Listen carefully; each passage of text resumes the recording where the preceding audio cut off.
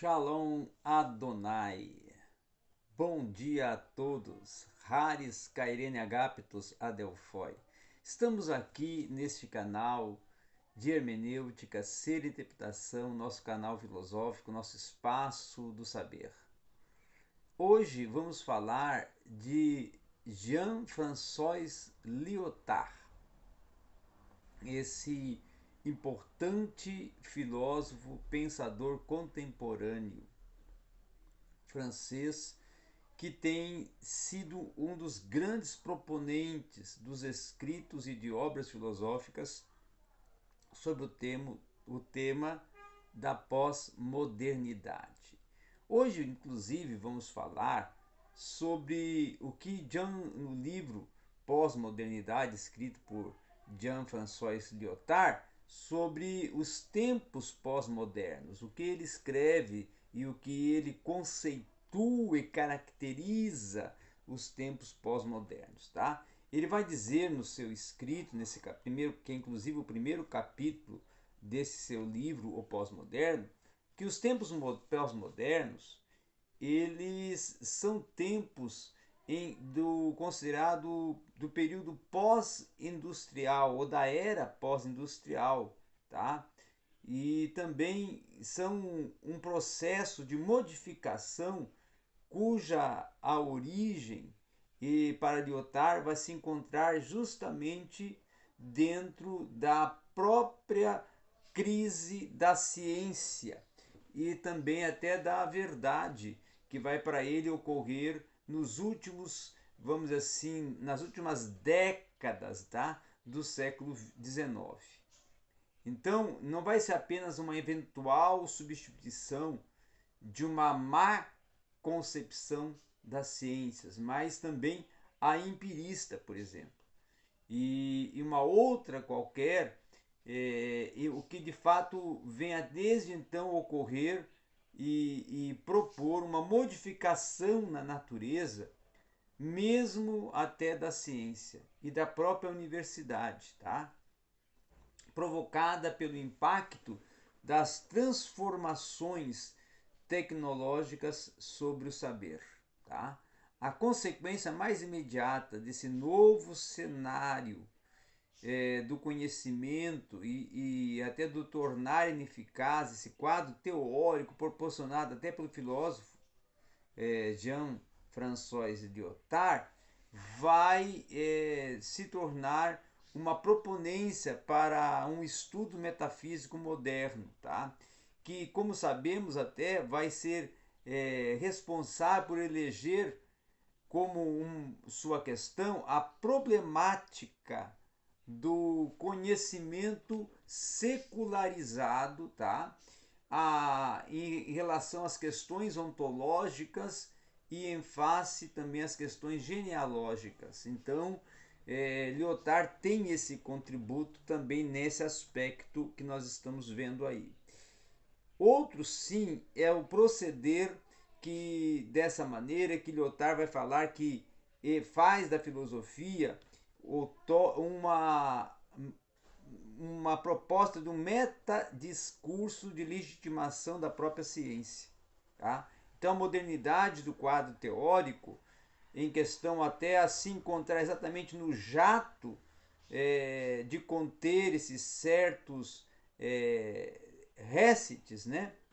Aos quais até inclusive a ciência moderna vai ter que recorrer para legitimar-se como saber, vai propor uma dialética do espírito, uma emancipação do sujeito razoável ou até do sujeito trabalhador, tá? Outro sim também vai ser a oportunização de um crescimento da riqueza e de outros crescimentos que desde o momento em que se invalida o enquadramento metafísico da ciência moderna, vai ocorrer não apenas como crise de conceitos, de pensamentos até, vamos assim, relacionados ao homem moderno, ao ser moderno e à modernidade, mas também como pensamentos relacionados à razão, ao sujeito, à totalidade, à verdade, ao progresso,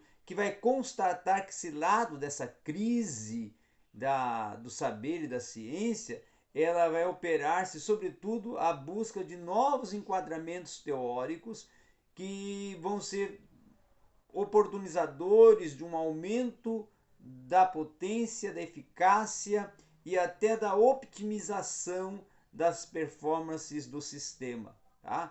Então, legitimadores da produção científico-tecnológica, numa era em que nós denominamos de pós-industrial, o pós-moderno, então, enquanto condição de cultura nessa era, ele vai se caracterizar exatamente por essa incredulidade perante esse metadiscurso filosófico, metafísico, que com as suas pretensões atemporais são também universalizantes, tá? O cenário pós-moderno e esse cenário também essencialmente cibernético e informático e até informacional, nele vai se expandir cada ser, mais os estudos e as pesquisas sobre a linguagem, com a proposta de conhecer a mecânica da sua produção e de estabelecer compatibilidades entre linguagem e máquina informática, inclusive incrementando-se também os estudos sobre a inteligência artificial, tá? Então esse esforço sistemático no sentido de conhecer a estrutura e o funcionamento do cérebro, bem como até o mecanismo da vida, né, nesse cenário, inclusive, que vai se predominar os esforços científicos, tecnológicos, políticos, nesse sentido de informatizar a sociedade. Tá? Isso é, por um lado, esse avanço dessa denominada cotidianização da tecnologia informática vai se impor dentro de sérias reflexões. Por outro, vai se tornar e vai se propor um impacto da ciência de altura e perspectiva revelada num aspecto até denominado considerável. Um outro, sim, a ciência para o filósofo moderno e até herdeiro do iluminismo, ela é vista e concebida como algo relevante, tá? E até vai existir e vai se renovar incessantemente com base em si mesma, até em outras palavras, que é de uma atividade considerada nobre, desinteressada, sem a finalidade até pré-estabelecida e sendo considerada uma função primordial para o romper com o mundo das trevas, tá? Até um mundo que é considerado do senso comum e das crenças tradicionais, que são contributos para o desenvolvimento moral e espiritual da nação. Outro, sim, que nesse contexto a ciência não vai sequer ser responsável pelo valor de uso e pelo idealismo alemão, que pode ser até concebido com a fundada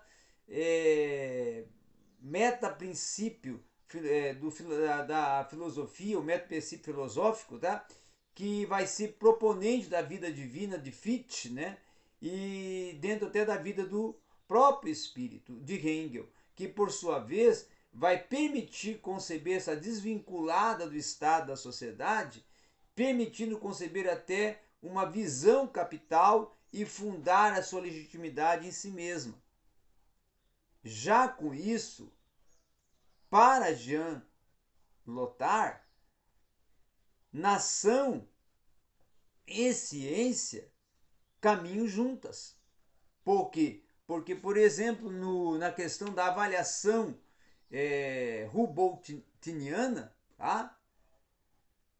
O saber humanístico liberal é aquele que está na base da criação da Universidade de Berlim, isso nos anos 1807 a 1810. Modelo esse que para muitas organizações universitárias nos meados do século XX. Tá? Já, no entanto, o cenário pós-moderno, como uma vocação informática e informacional, ele vai investir sobre esta concepção, que é a concepção do saber científico. Até como podemos aqui mencionar a menção do Alfred Rheinland, alemão, Alfred Rheinland, que vai no século XX falar que o palco da descoberta fundamental é justamente descobrir as fontes de todas as fontes chamadas informação com a ciência, assim como qualquer modalidade de conhecimento que venha distribuir as informações longe até do continuar do tratado científico e da ciência fundada pelo próprio Espírito na vida do Espírito. Outro sim também é que as máquinas informáticas, justamente aquelas que operam e traduzem as mensagens em bytes, também são responsáveis pelo saber científico, ou até pelo conhecimento que é científico, informático e mecânico e técnico. Tá? Então, esse tipo, essa forma de informação traduzível pela linguagem que essas máquinas proporcionam e utilizam, elas estão compatíveis com elas e se impõe a um tratamento informático que nós denominamos de mensagem científica e até, na verdade, uma concepção operacional da ciência. E é nesse contexto que a pesquisa científica passa a ser condicionada pelas possibilidades técnicas da máquina denominada informática e que vai escapar esse transcender das tais possibilidades, tendo a não ser a ação operacional que pode ser traduzida até como bytes. Então, assim sendo, essa atividade científica ela deixa de ser aquela praxis que, segundo a avaliação humanístico-liberal, ela se torna especulativa, investiva e vai justamente investir sobre a formação do espírito e do sujeito razoável, tá? E da pessoa humana e até mesmo da própria humanidade. E aí é que vai surgir que a concepção da ciência em Lyotard como tecnologia, para ele considerada tecnologia intelectual, ou até o valor de troca, tá? Vai se desvincular desse produtor, que é o cientista, e do consumidor, que é o que busca o saber, que como uma prática submetida ao capital e ao Estado, que vai atuar com particular mercadoria, que aí vai ser chamada de força de produção. Então esse processo, que é fruto da corrosão dos dispositivos modernos, da própria explicação da ciência, ela é muito apropriada e é designada por Lyotard pela sua própria expressão de deslegitimação no que nós podemos denominar de função de corrosão, tá? De um dispositivo especulativo, tá? Ou até de um dispositivo de emancipação, tá? E essa corrosão ela vai entender como uma das raízes desse niilismo europeu, que até é muito bem captado em narrativas como Pais e Filhos do próprio escritor russo, o Ivan Turgenev, vai propor e apresentar o homem com as suas qualidades e os sonâmbulos, tá? Vai fazer também surgir as novas linguagens através das obras do Robert Nursil e também do Hermann Brock, tá? Vai fazer esses autores, então, propor novas linguagens que vão escapar essas determinações que nós chamamos de determinações teóricas dos dispositivos modernos e que vão acelerar a sua própria deslegitimação da segunda lei da termodinâmica na teoria da catástrofe do próprio René Thom, ao qual no simbolismo químico das lógicas não denotativas dessa teoria e até do que nós denominamos da teoria quântica, tá? Ou pós-quântica, no caso do uso do paradigma cibernético e informático, é nesse estudo do código genético e do ressurgimento da cosmologia da observação que vai surgir a crise do Gestalt, que vai ser justamente essa crise do Gestalt como uma crise proporcionadora e de uma ressurreição newtoniana, tá? E de uma recuperação dessa noção do autoconhecimento, do acaso e da própria física na biologia, na história, e que vai propor uma crise de uma noção central nos dispositivos até da legitimação e também no imaginário moderno. E com isso, a noção de ordem, que ela vai ser uma noção de ordem pautada com assistirmos à rediscussão da noção da desordem, é que vai, por sua vez, tornar impossível submeter todos os discursos. Tá? A autoridade de um metadiscurso, por exemplo, ela vai pretender a síntese do significante e do significado dentro da própria significação do universal e do consistente. Então, por isso mesmo é que as delimitações clássicas dentro dos campos científicos, elas vão entrar numa crise e numa desordem em que vão desaparecer as disciplinas, vão surgir uma fusão considerada a fusão das antigas e velhas faculdades, que vão dar lugar aos institutos de ensino e às pesquisas financiadas pela iniciativa privada e pelo poder público ou até por ambos. Tá? E é dentro disso que a universidade, por sua vez, ela vai, enquanto produtora do saber e da ciência, tornar-se uma instituição sempre mais importante no cálculo estratégico político da proposta dos estados atuais, da proposta educacional e pedagógica dos estados atuais. Então, essa revolução industrial, ela vai nos mostrar que sem riqueza, não até sem ter também uma tecnologia, mas até o que nós podemos dizer, até mesmo uma ciência, a condição pós-moderna. E essa condição pós-moderna, ela vai mostrar um saber científico e técnico que não se tem riqueza mais do que isso. Até ela vai propor, vai se mostrar dentro de uma concentração massiva nos países ditos pós-industriais, apresentando os bancos de dados, discutindo os bancos de dados sobre todos os saberes que hoje são disponíveis na competição econômico-política e interativa dessa interconectividade e desse primordialismo do saber cibernético.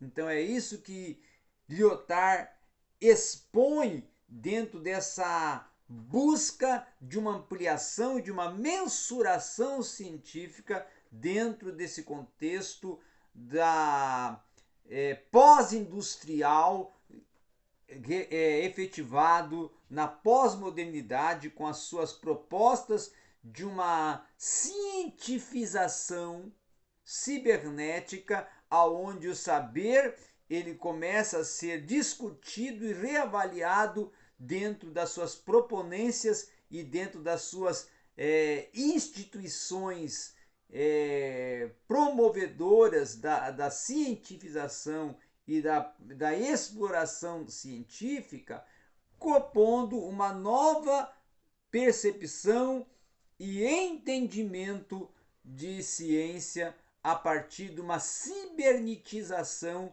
e de um conhecimento que vai resultar de uma pesquisa que vem de uma multiplicidade de informações, tanto científicas como tecnológicas. Então, essa é a grande proposta dentro do âmbito da pós-modernidade que vai contribuir e vai expor as obras do Jean-François Lyotard. Obrigado a todos.